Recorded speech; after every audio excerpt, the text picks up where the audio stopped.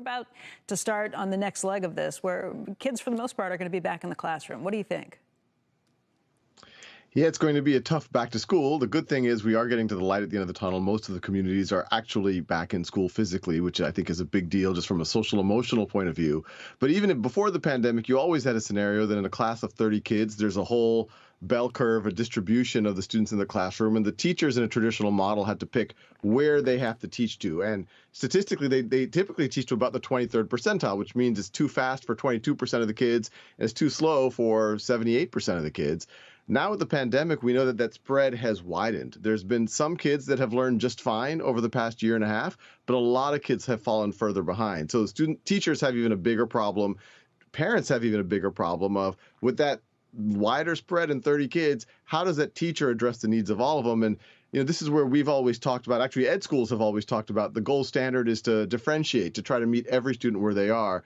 But unless teachers are supported in some way, it's very hard for them to meet all 30 students where they are if they're in very different places. And that's the type of thing that we try to address by helping the teachers with tools, with software, so all the students can learn at their own time and pace.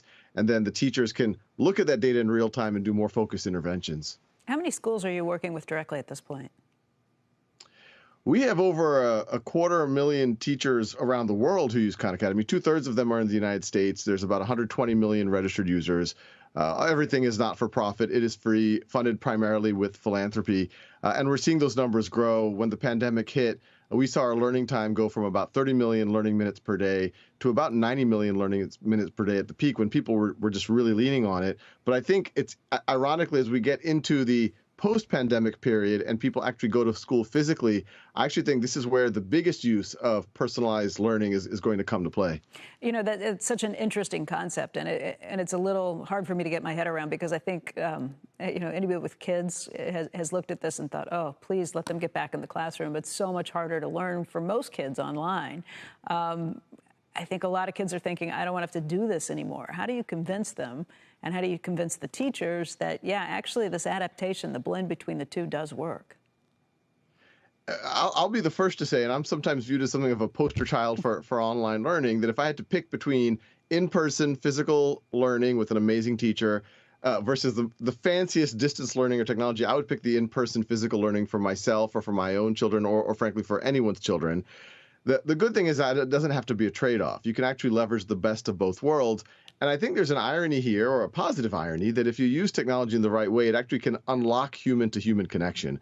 We know the traditional classrooms, the ones that you and I grew up with, sometimes you have to be very passive. You have to put your finger on your lips, and you have to pretend like you were paying attention. The classrooms that we're seeing now, when they use technology well, the students are actually able to be engaged. They're actively learning right at their learning edge, so to speak. The teacher is able to get real-time information and then do focus interventions with the students who need it. Maybe they are unblocked on an academic concept.